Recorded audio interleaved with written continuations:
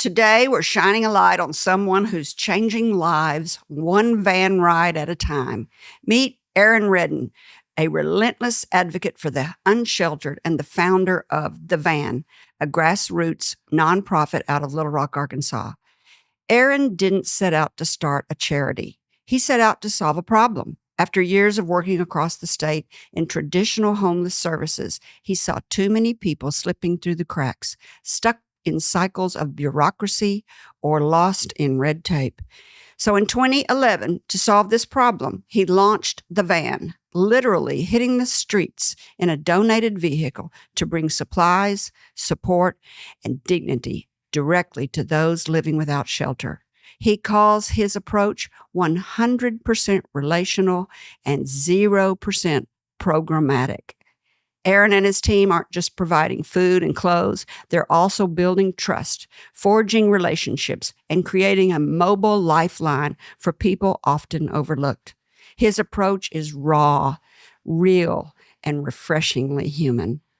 Through rain or shine, heat waves, and especially ice storms, the van rolls on, bringing compassion and conversation to those who need it most. It is a great pleasure to welcome to the table the humble, hardworking, can-do man with a mission and a heart of gold, Mr. Aaron Reddin. Hey, Aaron. Hey. In reading about you, of which there is much, it sounds like you didn't start out to be a celebrity, but you certainly are. And my staff found over 20 articles written about you and all your good work. Oh, goodness. Mm-hmm. Well, first of all, thank you for the wonderful introduction. You're welcome. I hope that I can maybe one day live up to all that. So before you go on, I want to tell everybody the bio you sent me. I'm just going to read the first sentence. So that was my introduction. I want to read when the staff asked Aaron to send his, a little bio. This is what he wrote. Aaron never stood much of a chance, being that he was the product of Booger Holler hillbillies coming down to the Arkansas River Valley and colliding with the hillbillies from the Ouachitas at the foot of the Danville Mountain. But he made the best of it and eventually landed in central Arkansas, where he spends much of his time working to help Arkansans who are having to sleep outside in the midst of a nationwide housing crisis. You may have seen him on Dr. Phil or at the doctor. Maybe on the news, but probably not in the pews. Here, there, or yonder. Aaron lives in Little Rock with his wife and 3 old hound dogs. He battles complex regional pain syndrome in all 4 limbs and hopes to find a way to advocate for Arkansans who struggle to find treatment. Well, that was written really fun. Yeah, thank you. For somebody who pretends like they're not all that in a bag of chips. That was pretty good. I appreciate it. I like to write. You do? Yeah, I like to write. I don't get to very much anymore. I've got a finger see that purple finger? Yeah. Please don't touch it. Yeah, don't what touch does that it. mean? Okay. I have sensory issues there, but that's CRPS. It's my. What is CRPS? Complex regional pain syndrome. My sympathetic nervous system does not communicate with my brain properly anymore. So I have pain in all 4 limbs up to my jaws, and my bodily thermostat doesn't work anymore. Just a host of other autonomic issues. So yeah, it's just a breakdown of the nervous system. You tried to join the Marines. I was in the Marine Corps. For how long? About 3 years. And then I, on long runs, my knees would swell up to about the size of a cantaloupe. And it was just an ongoing issue. And I eventually got administratively separated with an honorable discharge. Or under honorable conditions or whatever. Is that the same condition you're suffering with now? No, this is a completely neurological thing. Yeah. I've had 5 spinal surgeries. Sorry. Is this why you're so sympathetic to people that are on the streets? Because you've still got this issues and you can kind of relate to them, maybe? Maybe. I don't know. I mean, a lot of it, I was raised by some very strong Arkansas hillbilly women who taught me to care about the people around me. And they showed me that by the way that they did it. And so that's kind of, So you split your time between Russellville and Danville. Yeah, growing up, definitely. Went to, elementary in Danville and then parents divorce, kind of back and forth between Russellville and Danville. And then joined the Marine Corps. I was maybe 19 or 20. It was right after 9/11. Did not expect to get out, but ended up out and moved to Nashville, managed construction for a while, moved to Richmond, Virginia, and managed construction there for a while, came back here, worked for the log cabin and the dim gas and, doing circulation management, sometimes throwing papers, stuff like that. Is that when you begin to see all the homeless people out in the rural areas? No, I really, I got tired of seeing just the lack of support for people who wanted a better life. I really thought that I was going to do recovery work, just helping folks get, at that time, meth was just so stinking bad across the state, right? And there were not a lot of options for people that were coming out of small town Arkansas, where I grew up, and, you're seeing people just waste away or not survive it. And there's no options. We don't have enough treatment beds, recovery beds, all of that are affordable if you don't have insurance and things like that. So I really thought I was going to do recovery work forever. Ended up landing a job here in Little Rock at the Union Rescue Mission. I managed a 9-month drug and alcohol rehab program, but with it also in the same building, there was a shelter. And at the time it was the biggest shelter here. They've changed their men's program name now to Nehemiah House, so you may have heard that. But I got sucked into the world of homelessness because we were just cramming people in what felt like the basement of this building. And we've got these few little people working in silos, and it's like we're over here 15, 20 miles across the county if you need help, but you've got people who land a job in other places and they can't get to the shelter 15, 20 miles away and back to work and back, so they're pitching a tent, or they're sleeping in an alley, or they're sleeping in their car, or they're sleeping in a camper, or all those different situations. And, I got aggravated with stationary assistance. And I had my maybe third back surgery while I was there. Recovery was taking a little bit longer than they liked, and they really didn't like the way that I approached things. Wow. If somebody needed something, I'm going to give it to them. I don't care. I'm not going to screen you. Like, do you need socks? Here they are. If we've got them, I'm going to give them, and not based on how much you drank that day. Exactly. So I'll get back to that in a second on kind of when I started the van, right? So,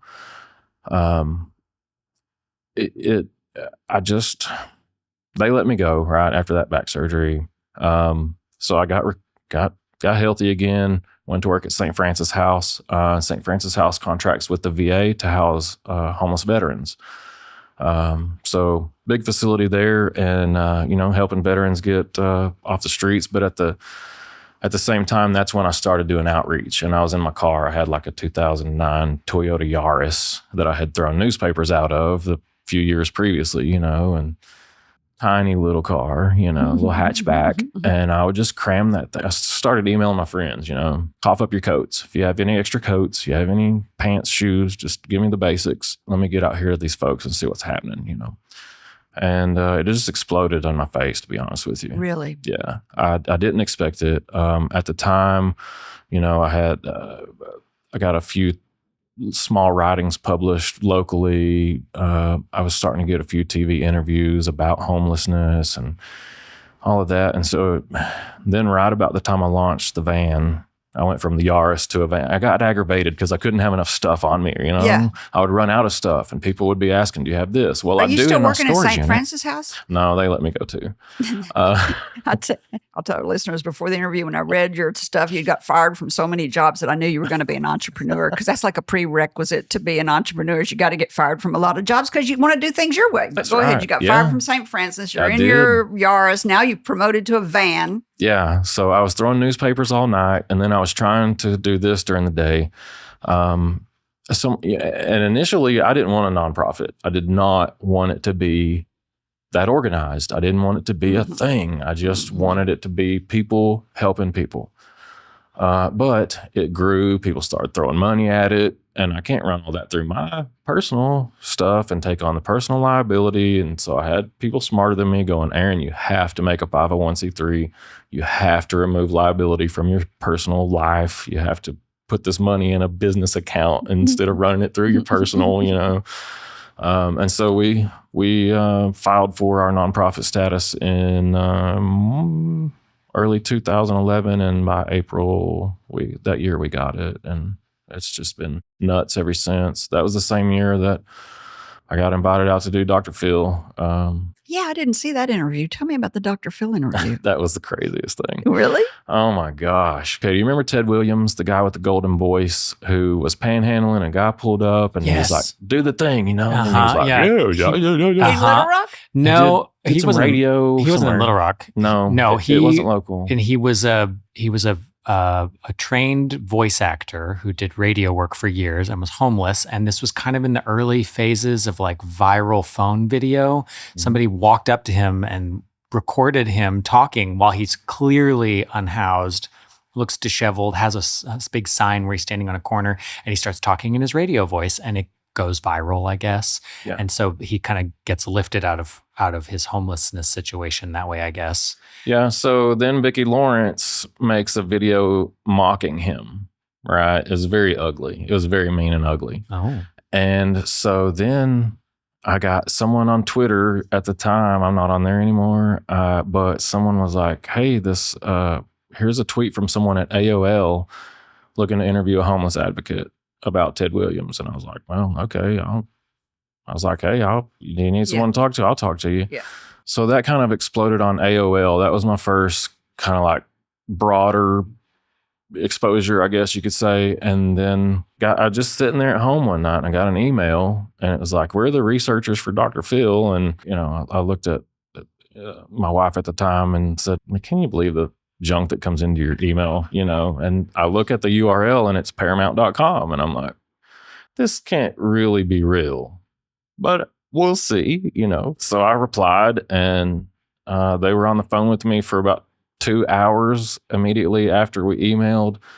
And then she was like, can I fly you out here on Monday? This was like Saturday.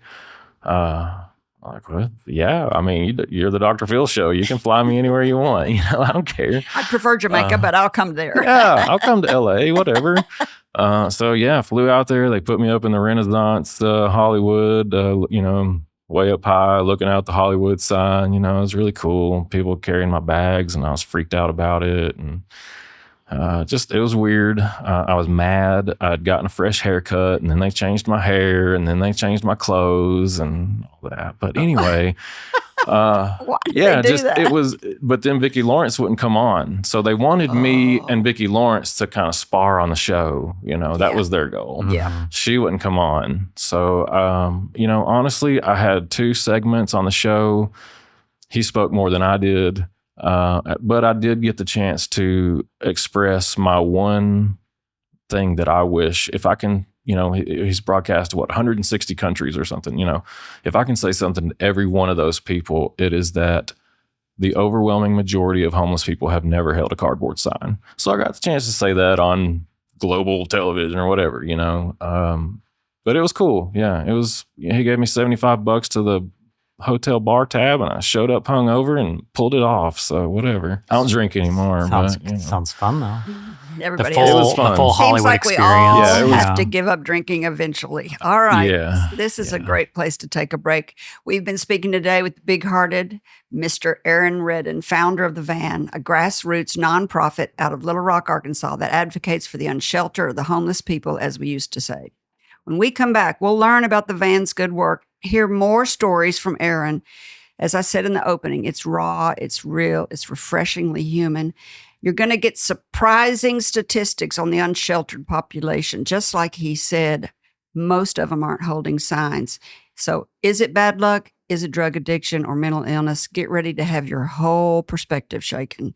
And we'll tell you the reason why panhandling has become so prominent across the U.S. We'll be right back. Whoa, whoa, whoa! Got ourselves a flag violation. Stop right there! Who are you? We're the flag police. And this is a crime scene. Excuse me? I think what my partner's trying to say is that your flag looks a little tired. I think it's time for a new one. Oh, I guess you're right. It is a little tattered. Don't worry, ma'am. Flagandbanner.com is here to help. With their wide selection and knowledgeable staff, they'll have you sorted out in no time. Flagandbanner.com. We're the experts. We're speaking today with Mr. Aaron Reddin, founder of The Van, a mobile lifeline to the unsheltered in Little Rock, Arkansas, and beyond.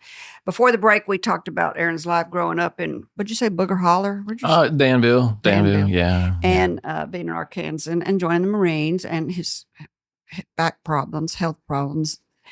What'd you call your thing you have, sympathetic? CRPS, Complex Regional Pain Syndrome. Yeah, just a breakdown of the sympathetic nervous system. See, I like it that he says sympathetic because he has a big sympathy. You have this big sympathy gene all the way inside and out. Yeah, sometimes to my own detriment, but it's all right. All right. You said before the break that you were going to tell us the story about the man who you tried to give socks to, and he told you you'd had a drink. Yeah.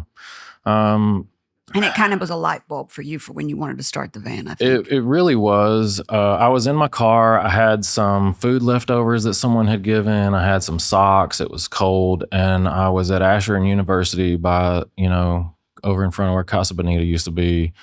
And, I pulled up on a guy who was very obviously chronically homeless. Hey, man, you need something to eat? You need some fresh socks? And he says, well, yeah, but I had some beers earlier.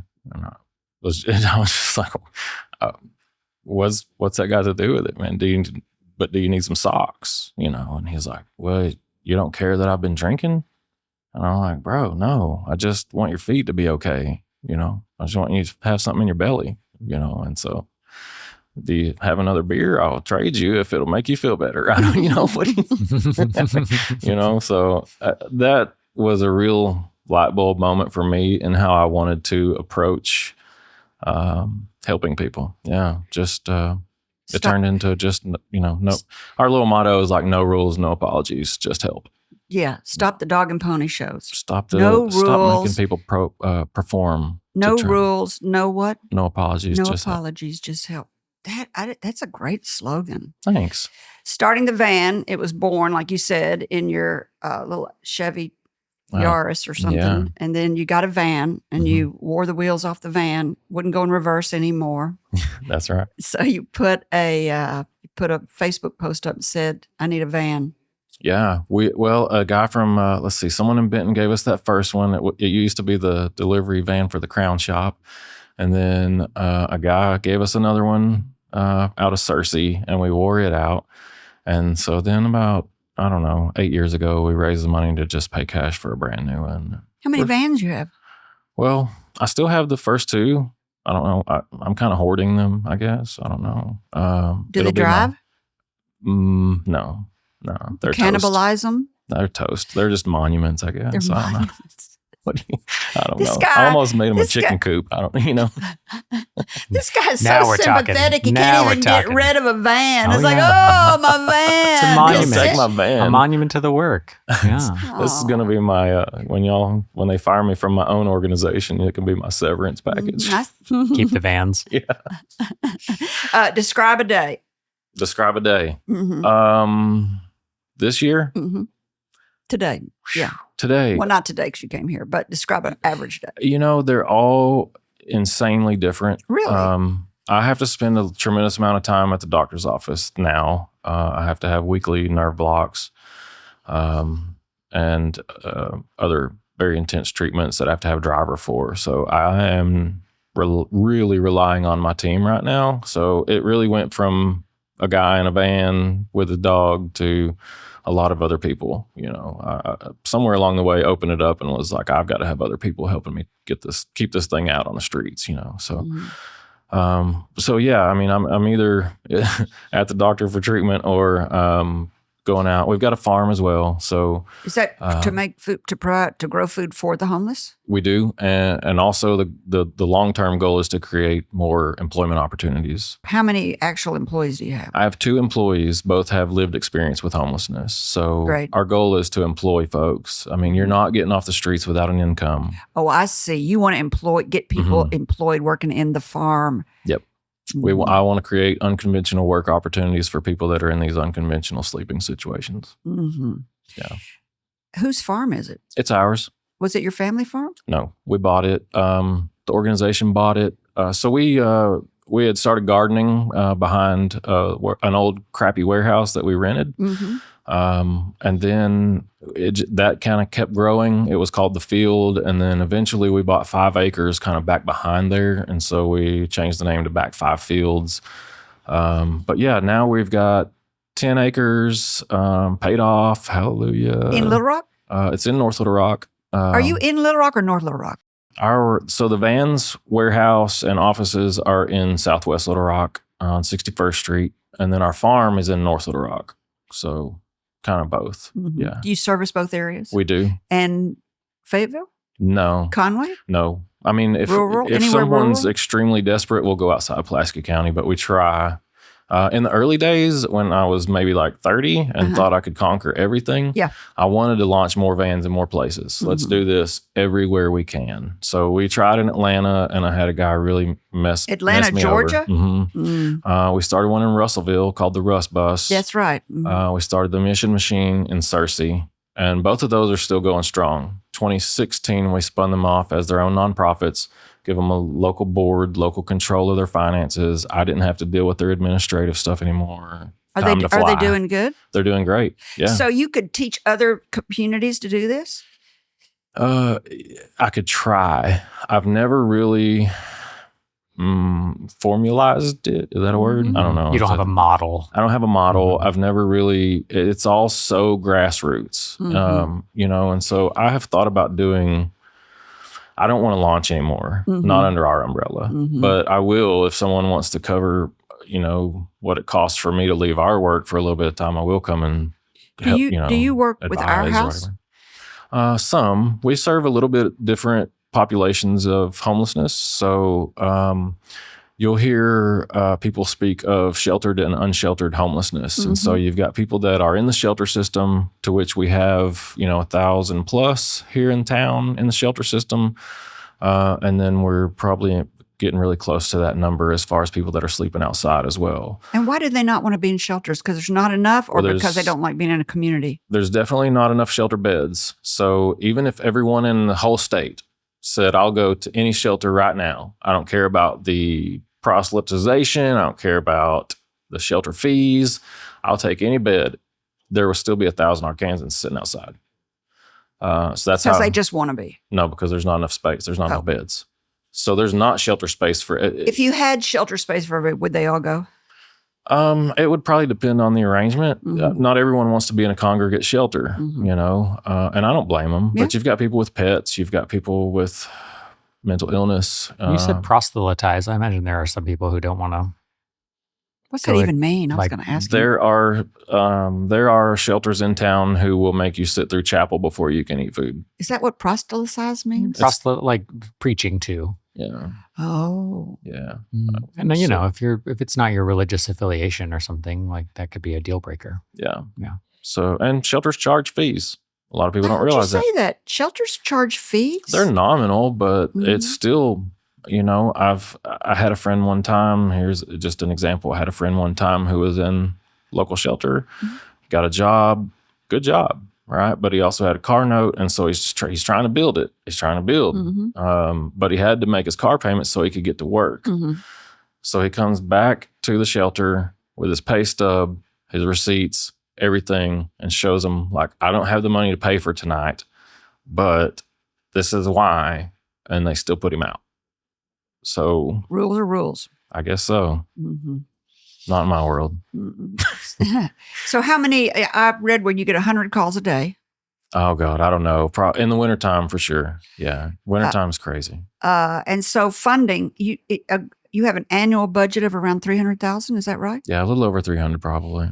And it's mostly comes from donations, or all donations? 99% is private donor based. We so do get. How do people give if they want to give to you? Our website, itsthevan.org, ITSTHEVAN.org. We have, so last year our budget was comprised of 2,500 unique donors.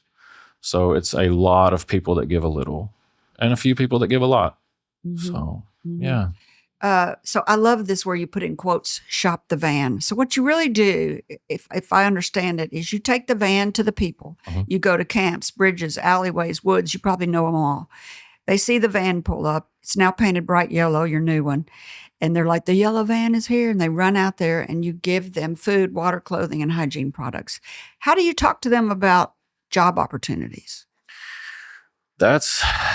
I wish that I had more time. I wish that I had the ability to put social workers on the streets to do that side of it. We kind of do that when the weather dictates a lot, and the work can be a little bit seasonal, and so in wintertime, it's very urgent. It's you have to get people in or you're going to lose life and limb. Mhm. The rest of the year you spend making sure people have the basics, getting to know them, earning their trust, keep coming back, things like that. So, there's not a lot of time to try and do that with everyone.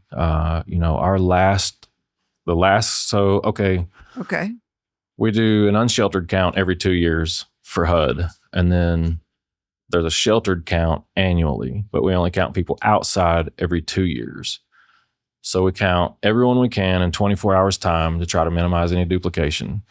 And we were able to find 2 years ago, we found, I think it was just a little over 600 people in 24 hours in the metro that were sleeping outside. And that's that we can find. Way below the national average. Little Rock's population, homeless population, is like way, way below. It's 8% of 10,000, and the national is 23% out of 10,000. Wow. Yeah, I think that's because of you.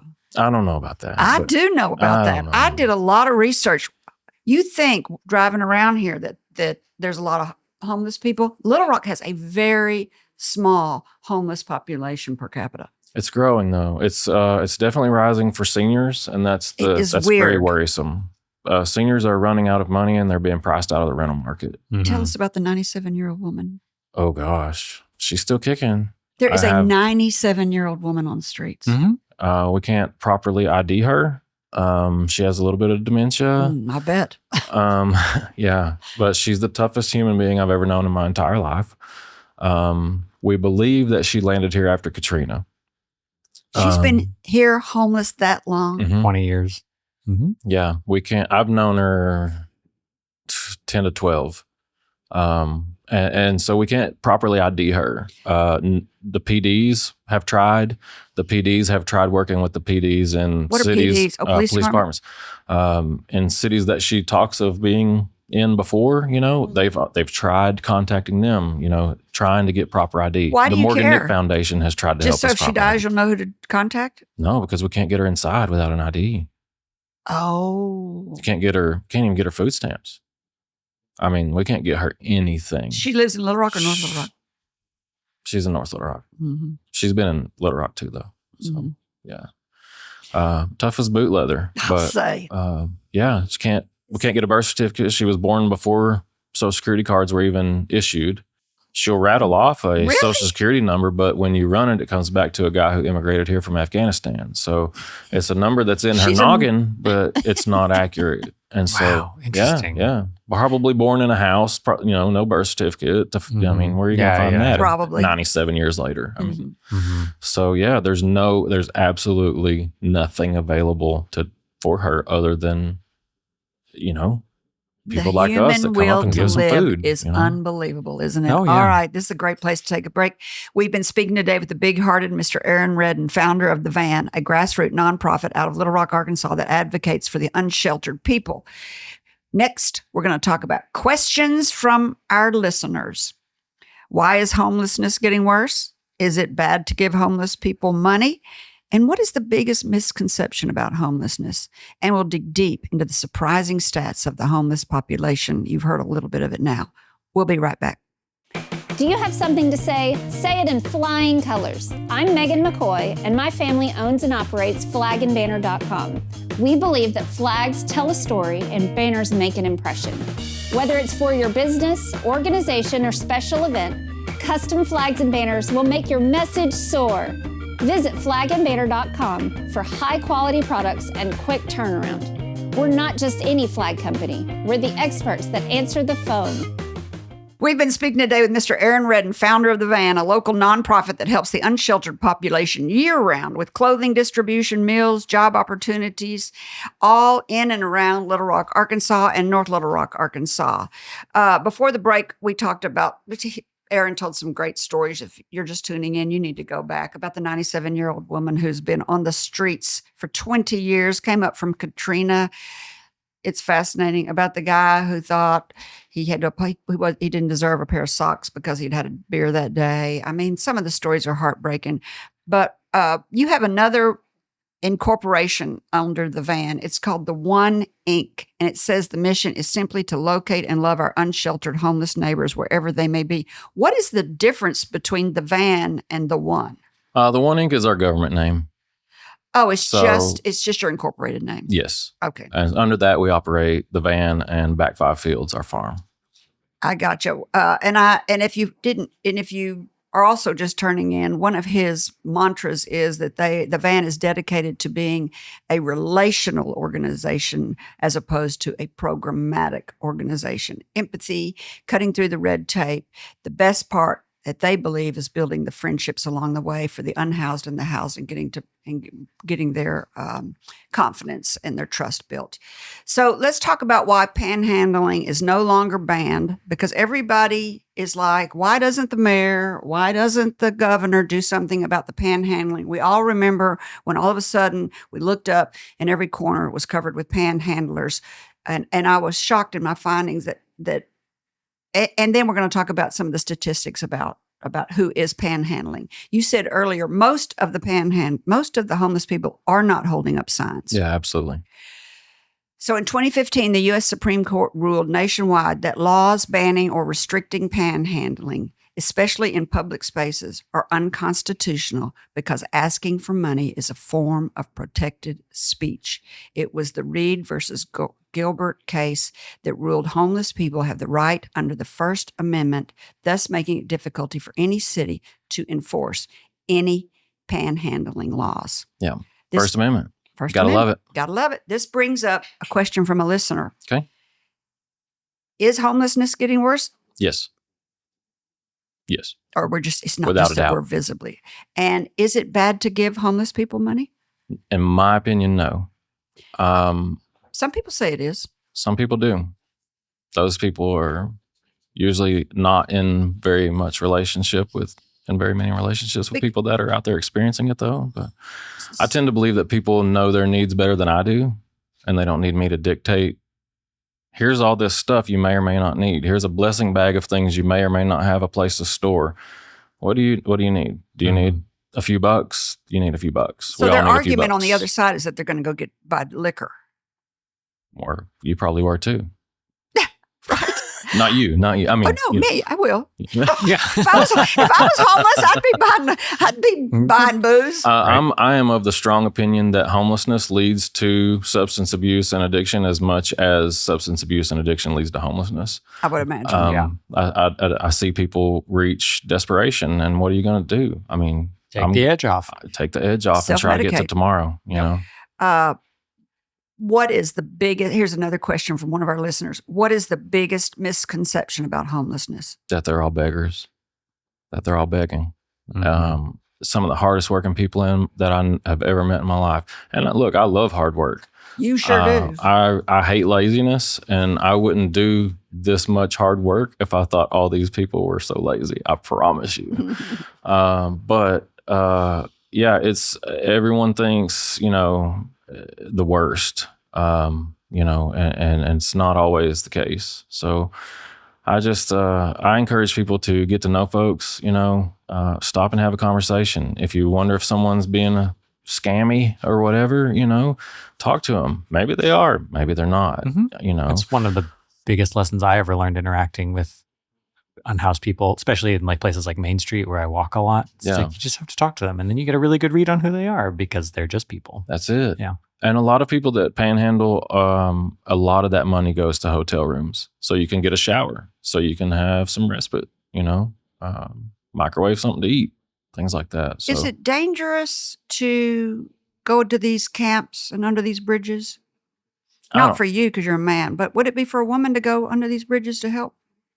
I have women that go out in the van. You do? Mm-hmm. I mean, I try to always have a man and a woman because a lot of our work is done in the evening or late night. You know, you're sometimes waking people up, you're startling people, you're maybe even scaring people. Mm-hmm. I've been screamed at, cussed at.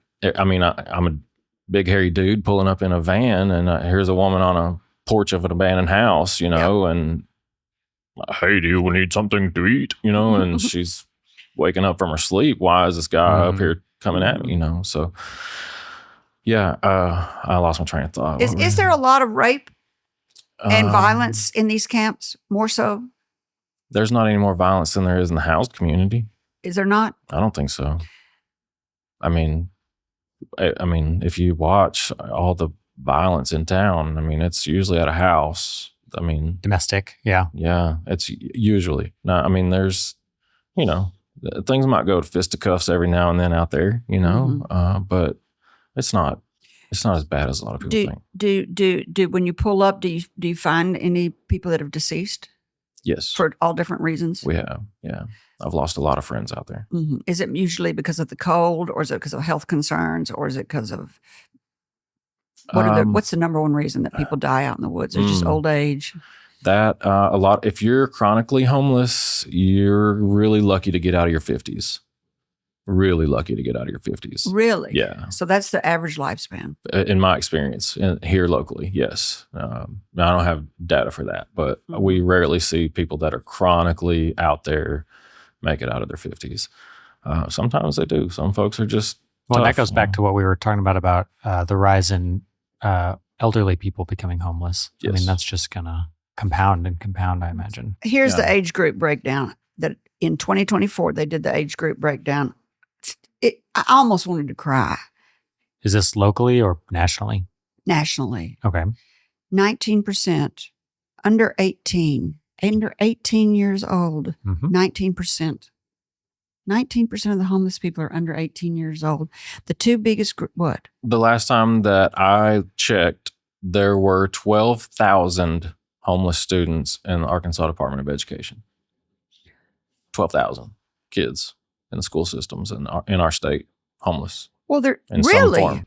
The last time I checked on the just local North Little Rock, Miss Bobby Riggins told me there was 700 in the North Little Rock school system. So, But didn't you just say there's only 600 homeless people in Little Rock? unsheltered, sleeping outside, Not that we can homeless. find in 24 hours. Oh, so that's the difference. That's the difference. 700 sleeping outside, but then there's the other group that's in shelters. They may be in shelters, I see. hotels, cars. I mean, moms will always hang on to that car. Yeah. Mhm. And, there are some places that you can, if you're kind of discreet, you can get away with sleeping in your car and things like that that are moderately safe. We've been trying to figure out a way to make a safe place to, come sleep in your car or whatever. So the two just- largest growing segments are families, and over 65. Mm. I believe it. They're the two largest growing, and it comes from mental illness, substance abuse, instability, economic instability, and bad luck. Mhm. Just downright bad luck. Yeah. Mhm. And the clock's ticking. Every day the clock's ticking. Because once you You're become aging. homeless, Things are getting worse. it's hard to get out of it. So one of the things I thought was interesting is that 20% of the people out there, or was it six? I think it was about 25% of the people out there have either overlapping mental illness or substance abuse, and it's overlapping. I found that shocking. So some people are out there because they have mental illness. Some people are out there because they have substance abuse. And those two end up a lot coming together, and they end up making 25% of the unsheltered have substance abuse or have mental illness and could be self-medicating or have substance abuse, and that's why they ended up there. But wouldn't you have thought it was higher than that, Gray? I would have. 75% of the people that are homeless are not shooting dope. Are not shooting dope. Yeah, I know. I don't know how to. I'm so glad you're saying this on the show, because I mean, I don't know how to convince the public any harder that everyone out here isn't awful. You know, I know as many awful housed people as I know. I mean, 10% of every population, you know, can whatever, you know, can be awful, ruin things for everyone else, you know. So over the last decade, the national homeless population has swelled by 40%. It is now the highest level on record. What do you think the reason for that is? Housing costs. The median home price in this country is now over $400,000, and the average home price in this country is now over $500,000. I'd be still living in a camper on our farm if it wasn't for the GI Bill and my ability to get a 0% or zero down, home loan. Economic hardships, poverty, unemployment, housing unaffordability, widely regarded as a primary driver. Many profiles show people with steady jobs are in debt, but still unable to afford rent due to rising housing costs, low wages, or sudden income loss. You know, I was just shocked to hear that. I'm not at all. That's the reality that we see, you know. And it's, if we're able to help you get disability, was it $700 to $900 a month? You still can't afford housing. Yeah, you can't afford rent. You can't afford to rent anywhere. So bad luck or situational shocks, events like eviction, illness, job loss, domestic violence, or ending stays in an institutional setting like prison, foster care, or treatment facilities. These disruptive life events often push people over the edge. While harder to quantify, bad luck is understood as a significant residual category when no underlying disorder for mental illness or substance abuse is present. So that's most people out there. There's a lot of normal people out there. Can you ever get off? What's the solution? Income. You have to have an income. Do they have skills? Somehow.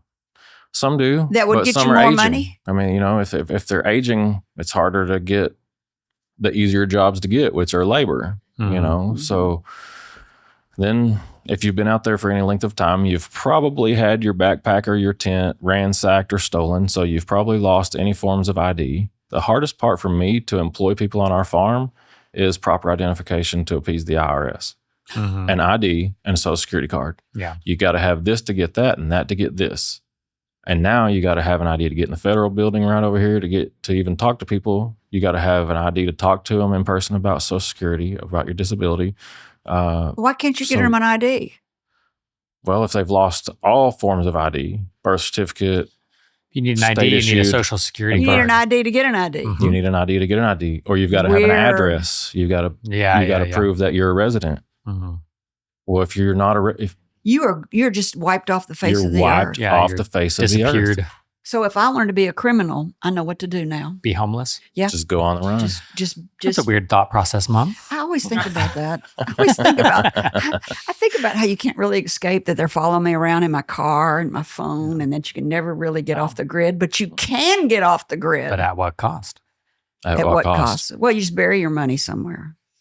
I'm sure that works real. Yeah, pirate in the sand. Find a cave. I don't know. It's your future. What do you do? That's your future. I see it now.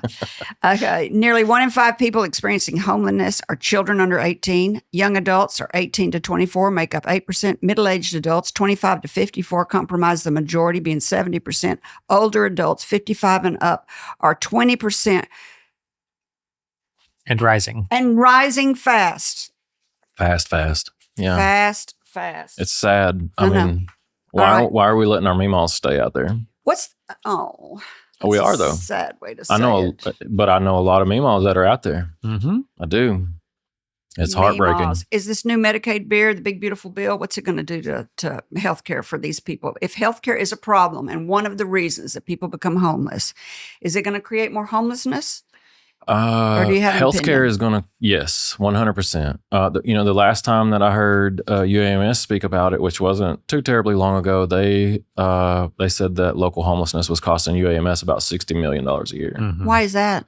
Well, if you have an injury or if you have a sickness or an illness, that's the first place that an ambulance is going to take you to UAMS ER. So can they treat you if you don't have an ID? Yes, Well, I believe. the Hippocratic Oath still lives? Yes. Well, Yeah, I'll it be does. darned. But that's the problem is that if you don't have access to healthcare on a normal level and you have and it compounds into a crisis and then somebody calls an ambulance for you because they find you on the sidewalk or whatever, they take you to the ER and you're treated in the ER, which is an extremely costly and inefficient way to treat preventable illness. Yes. But as those things compound on one another, it just gets worse and worse. And obviously they're not paying their bill, which is why it's costing UAMS so much money. Exactly. So Feedback loop. There are some, there are some things on the horizon in our community. the city has made some housing. They're slowly working on. It's not come to fruition. There's not anything available through the city. I thought they made some mini houses or some tiny houses. That's not the city though, is it? The city's doing one and Pulaski County's doing one. Oh, the So county. the city's doing one on Roosevelt. It will have I don't remember how many units, but it will also, the good thing about that one is it will have an emergency shelter type, a permanent type of, do you need somewhere to go right now? Here's a place. Mhm. That will be limited though. So, but yeah, that'll be on Roosevelt, over kind of between the jail and the Compassion Center. And then Pulaski County with Providence Park is doing one. That's the one I've heard of. Yeah, they're doing one in the county, kind of based off of a really huge one that's grown down in Austin, Texas. And so they've kind of modeled off of that. It's called Community First. And their initial goal is like 400 units. But, it's not going to solve the problem. And I've spoken with their founder, director, and, she knows that I'm still having to have this conversation. Like, this is not going to fix it. Everyone's not going to be able to get in. Everyone, So what is the fix the problem? Housing. Well, that's what we're talking about. Yeah. We got to have more. It's gotta Nobody be wants it available by to their everyone. home. Let's just be honest. No one wants Nobody it by their wants home. I don't want it by my No home. one- I'm scared. No one will accept a sex offender. Mm-hmm. Yeah. I'm not here to advocate for sex offenders. Right. Don't get me wrong. Yeah. But there's nowhere for them to go. So they're Mhm. wandering our streets. Really? There is not a shelter around that will take someone that's a sex offender. Yeah. Um, Well, that's why I don't want to be living And in I- camp. I hear people are like, well, let them die out there. I get it. Look, I had people do some stuff to me as a kid. Like Mhm.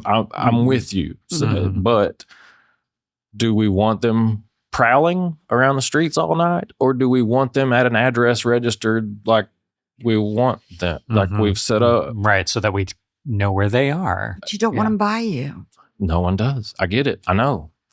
What do you do? Lock them in jail? What do you do? I mean, What do you that's do? a slippery slope. I though. I will meet their immediate needs. That's all you'll do. There's not really much else I can do. I mean, And the you're thing probably not going to get employment. Mm-mm. You're not going to get into housing. Mm-mm. Shelter won't take you. Mm-mm. What can I do? Mhm. I can try to make sure that you don't freeze to death out here. I feel like you get into what's draining on the community.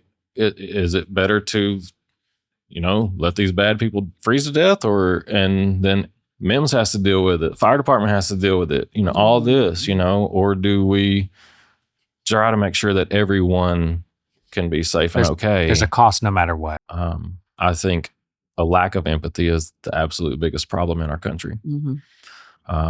We don't seem to care about people's welfare in this country anymore until something directly impacts us or those that are immediately in our sphere, whatever, Mhm. So I don't know. It's, I think we treat people pretty ugly, and we don't have a lot of space for redemption. And, So do you think that being out in the thick of it makes you more or less religious and belief in a higher power. You didn't know the end of this was going to be so tough, did you? How many donors do I want to lose today? No. No, I'm playing. I have hope, but I don't have a lot of faith anymore. Well said. I don't know I hope that makes some kind of sense. I think a lot of people feel that way. They have hope. Yeah. They want to believe. I want to, but it's the amount of suffering that I see. It makes it hard to believe that there's a power so great that could alleviate it, and chooses not to. And we're not doing it. People are still freezing to death. We had this past winter that I know of 7 amputations from frostbite, things like that. So why is this? Mm-hmm. Why is it like this? So then they're in a wheelchair and they're homeless in a wheelchair. And you cannot get into any shelter if you're in a wheelchair or use a walker. And people don't realize that either. Why is that? Accessibility or accessibility? Okay. Yeah, and what? Lack of desire to mitigate the accessibility problem. Yeah. Wow. All right. That's as PC as I can put that. Yeah. Mm-hmm. Last break. We've been speaking today with the founder of The Van, Mr. Aaron Reddin. If you are just tuning into The Van, if you are just tuning into the show, The Van is a grassroots nonprofit out of Little Rock, Arkansas that advocates for the unsheltered people. When we come back, we're going to wrap up the show, tell you how you can get involved, how you can make a donation, and what's next steps are for Aaron. He can't keep going at this pace forever with his, what's the name of that disease you have? CRPS. With his CRPS. We'll be right back. Flag season is here. Flagandbanner.com has everything you need to freshen up your home with a little red, white, and blue. Bunting is a great way to dress up the front of any house, porch, or fence line. Easily spruce up your yard with stick flags and garden banners, and our wide selection of decorative door hangers will make all your guests feel right at home. You can shop online or come see us in our historic showroom in downtown Little Rock, flagandbanner.com. We're the experts. We've been speaking today with Mr. Aaron Reddin, founder of The Van, a mobile lifeline to help the unsheltered in the central Arkansas area. Before the break, we talked about a lot of stuff. You just have to go back and listen to it. There's too much to talk about. Good stuff, though. Yeah, it was good stuff. Heavy, deep, important, interesting. Mm-hmm. Very interesting. Mm-hmm. I learned a lot. And that's kind of the goal of the show. Said it in the beginning, is to learn stuff. So you have grown The Van. You have a new building. We bought our warehouse 6 years ago, after renting for, I don't know, too long. And so we had our farm. I initially started with 5 acres. 2 years ago, I bought the farm next door, 13.5 acres. So we were at 18.5. I just sold off 8.5 acres to make enough money to pay the farm off completely at 10 acres, pay the headquarters down to about $100,000, because we are doing everything we can to create a permanent winter weather emergency shelter. So we've done this. I've been doing emergency shelters in the winter since before I even started the van. And it is a big problem. We have snow and ice, and people have to go somewhere or they're going to die. They're going to lose limbs, like we were talking about, So we've used church facilities. We've used community centers. Through COVID shutdowns, we use the Hall of Industry at the fairgrounds. Wherever we can cram people in, we've done it. But we're tired of having to search for places, make them work, haul in everything, every weather event, haul it out, every weather event, all those things. So last, December-ish, we kicked off fundraising. We raised, we're right at $275,000. But the more we've gotten into this, the more I have found that this is going to be a 7-figure undertaking. I know, isn't it crazy how expensive everything is? And so the biggest hurdles are new construction for this is never going to get through planning and city councils. It's just not. Let's be honest. So what do you do? We're going to go with the county. We're going to go out in the county. We're going to build or buy. But we're shopping like maniacs. When I leave here, I'm going to the county and looking at a building. So you're going to keep your farm in town in North Little Rock, you're going to keep your big building in Little Rock where you keep your vans, Mhm. and you're going to buy another piece of property in the county because they don't have building laws as strict. Right. And you're going to but then you're going to have to shuttle people out there. Well, we're already shuttling, you know? I mean, people are scattered from Chenal to. But you only have one working van. Well, I've got a bus. Oh, you do? Yeah. I've got a bus, and then we Park Hill Christian you'd be Church doing it teams no up matter with us. where you Levy put Church. it. Yeah. No matter where Even we if put it's it, we're going to be downtown. shuttling. Yeah. So we shuttle everyone to there. How many 'cause do you shuttle in buses there shut when a down. storm's coming in? A winter so storm. it depends on the severity of the storm and the length. So if it goes on for days and days, we'll increase by about 20% per day up to, we've been open for a week, a little more sometimes at a time. And 100, 200 people will come in, but there's a lot of people that won't. And so it stays vacant when there's not a storm. We're It's gonna not use- going to be permanent. It's not going to be a permanent shelter. Okay. No, it'll we'll bring people there. Snow and ice events or dry and below 25. Now that's the number we've used in the past. I would like to bring that up to freezing or below if we have a permanent facility. During the rest of the year, it'll be used to process foods and stuff for our farm. So it's going to be a multi-use facility. We'll have a thrift store for the van's excesses and impracticalities that we have. It's got to go somewhere. Yeah. People pass away. Family drops off everything. Oh, they do. Yard sale is over. People come and drop off everything. Do you like that? Right now, no, because I don't need high heels. I don't need a million purses. And it takes But processing. Exactly. Mhm. But what I can do is create a little thrift store, and all of that stuff can go to support the emergency shelter. So, it's all going, most charities that you drop off to, their excesses and impracticalities are going to Texas to a place called, Charity Shoes and Clothing. They buy it by the pound. It's just, I don't know what they do with it. They recycle textiles. They take some stuff overseas, stuff like that. I would rather turn that money into affordable stuff because it's good stuff. It's good stuff. Is it? Yeah, it's good stuff. It's just not practical for those that we serve. You're such an entrepreneur. Who knew? Did you know? No. You really I barely are. got through high school. Me too. Yeah.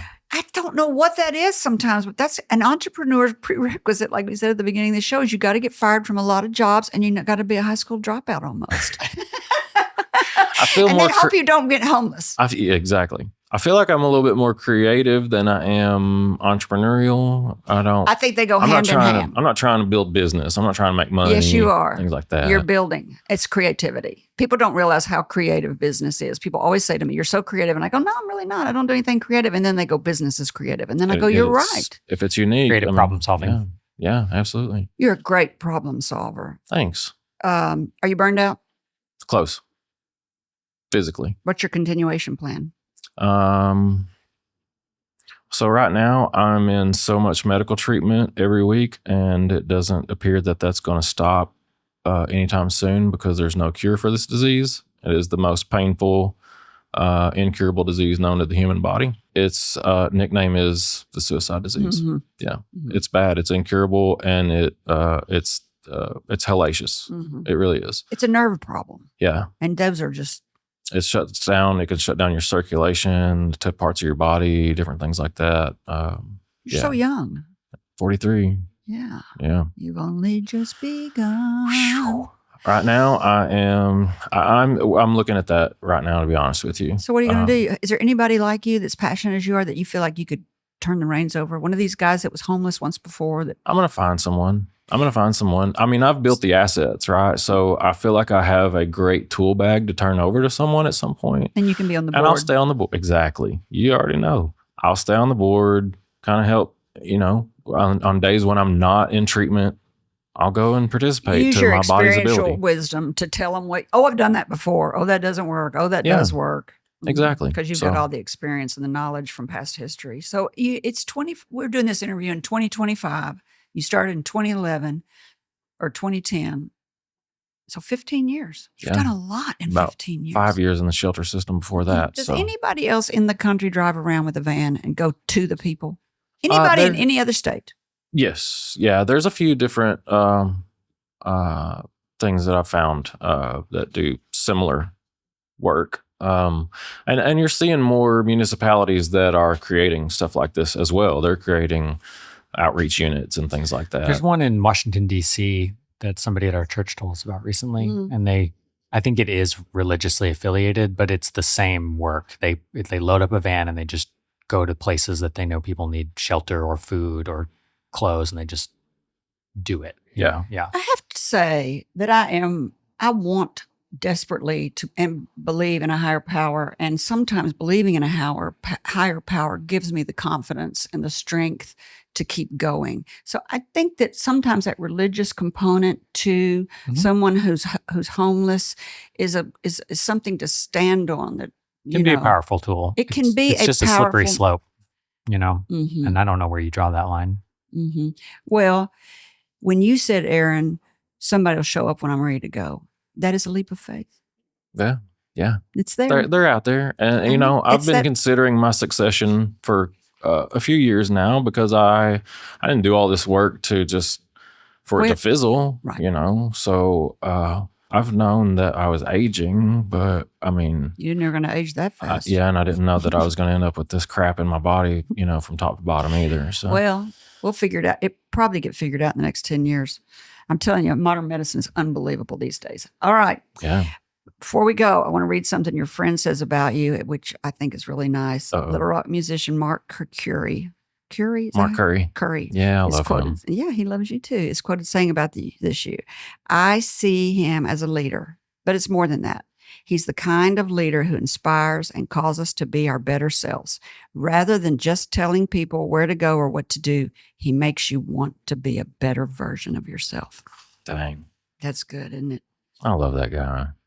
We've been speaking with Mr. Aaron Reddin, a relentless advocate for the unsheltered and the founder of The Van, a grassroots nonprofit out of Little Rock, Arkansas, whose approach to our homeless brothers and sisters has made a huge difference in our state's unhoused population, which is below the national average, which I believe is because of him.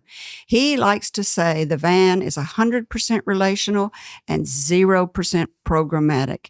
And I would like to say it works. It's raw, it's real, and it's refreshingly human. Thank you, Aaron, for coming on and sharing your story and the surprising stories of the homelessness. Here's a U.S. desk set for you. There's a U.S. and an Arkansas, and I'm going to put your Marine in there before you leave today. You're going to have a Marine flag. You need one of those. That's awesome. Thank you. Thank you so much for having me up and let me talk about the work. I appreciate it so much. I really do. I appreciate y'all's time. And very illuminating. It was really great. It's really illuminating. This show was recorded in the historic Teboyne Hall in downtown Little Rock, Arkansas, and made possible by the good works of flagandbanner.com, Mr. Tom Wood, our audio engineer, Mr. Jonathan Hankins, our videographer, Miss Delora DeVore, our production manager, and my co-host, Mr. Grady McCoy IV, a.k.a. Son Gray. To our listeners, I'd like to thank you for spending time with us. We hope you heard or learned something that's been inspiring or enlightening, and that whatever it is, will help you up your business, your independence, or your life. I'm Kerry McCoy, and I'll see you next time on Up in Your Business. Until then, be brave and keep it up. If you enjoyed this video, don't forget to like, share, and subscribe. For more of Kerry's interviews, click on either video on the right of the screen. And as always, thank you for watching.